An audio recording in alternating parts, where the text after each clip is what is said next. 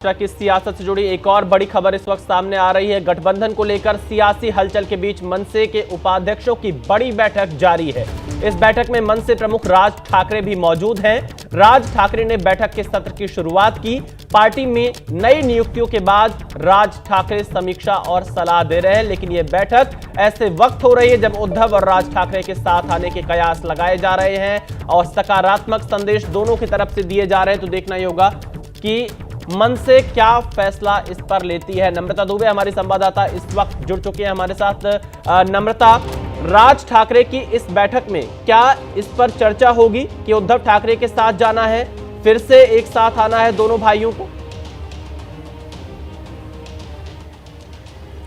देखिए विशाल, सड़क के पोस्टर से लेकर सामना के मुखपत्र तक दोनों भाइयों के साथ आने का जिक्र जो है वो पूरे महाराष्ट्र भर में हो रहा है। राज ठाकरे जो बैठक कर रहे हैं वो बीएमसी चुनाव को लेकर जरूरी है और दोनों ठाकरे बंधुओं के साथ आने का जिक्र भी बीएमसी चुनाव से शुरू हुआ है।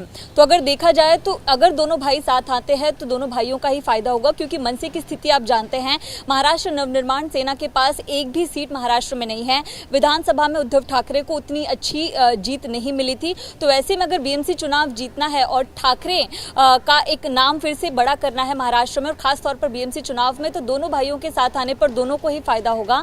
राज ठाकरे अपने पदाधिकारियों के साथ बैठक कर रहे हैं और आपको बता दें कि बार बार दोनों पार्टियों की तरफ से इस तरह के स्टेटमेंट आ रहे हैं। तो दोनों एक तरह से सर्वे करने की कोशिश कर रहे हैं कि महाराष्ट्र की जनता के बीच में मन में आखिर क्या है, क्या अगर हम साथ आते हैं तो किस तरह का रवैया होगा, कितना फायदा होगा। ये पूरा कैलकुलेशन जो है वो दोनों पार्टियों की तरफ से किया जा रहा है और इसका ज्यादा फायदा जो है वो उद्धव ठाकरे की पार्टी को होता कहीं ना कहीं दिख रहा है। इसलिए आप देखेंगे कि मनसे की तरफ से कम बयान आ रहे हैं, लेकिन उद्धव ठाकरे की पार्टी की तरफ से नरमी और बयान जो है वो ज्यादा जा रहा है। एक इंटरव्यू में खुद राज ठाकरे ने इस बात का जिक्र किया था, उसके बाद कोई बड़ा स्टेटमेंट नहीं आया, लेकिन उद्धव ठाकरे खुद पार्टी प्रमुख होने के बावजूद लगातार इस तरह का बयान दे रहे हैं। संजय राउत पार्टी के बड़े नेता हैं, खुद वो क्लोज आने की बात कर रहे हैं। तो कहीं ना कहीं फायदा दोनों को होगा, इस बात को दोनों समझ चुके हैं। कैलकुलेशन बिठा लिया गया है। राज ठाकरे अपनी तरफ से बैठक कर रहे हैं, लेकिन एक बड़ा सवाल यह है कि राज ठाकरे ने इस बात का जिक्र किया था कि अगर साथ आना है तो कोई भी डिमांड नहीं होनी चाहिए। डिमांड की जो बात है वो उद्धव ठाकरे की एक स्टेटमेंट के बाद उन्होंने किया था, आपको बीजेपी को छोड़ना पड़ेगा, आप शिंदे के साथ नहीं जाएंगे। इन तमाम चीजों का जो उल्लेख है वो उद्धव ठाकरे ने राज ठाकरे के लिए किया था। तो एक क्लैरिटी नहीं मिल पाई कि दोनों भाई क्या साथ आएंगे, लेकिन अब एक बार फिर से जी नम्रता, देखिए, क्योंकि राज ठाकरे और उद्धव ठाकरे अगर साथ आएंगे तो क्या इसकी सबसे प्रमुख वजह यही है कि दोनों अपनी सियासी जमीन खोते हुए देख रहे हैं महाराष्ट्र में, इसलिए साथ आना मजबूरी है? और क्या जो शर्तें उद्धव ठाकरे की तरफ से आप बता रही हैं कि शिंदे के साथ नहीं जाना, बीजेपी से गठबंधन नहीं करना, क्या इन टर्म्स एंड कंडीशंस पर राज ठाकरे सहमत होंगे?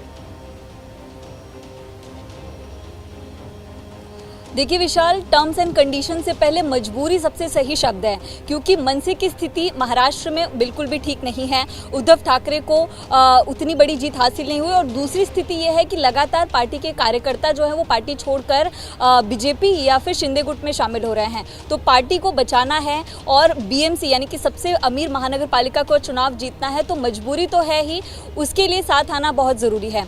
टर्म्स एंड कंडीशन की बात करें तो राजनीति में कुछ भी असंभव नहीं है, हर चीज़ यहाँ पर पॉसिबल हो सकती है।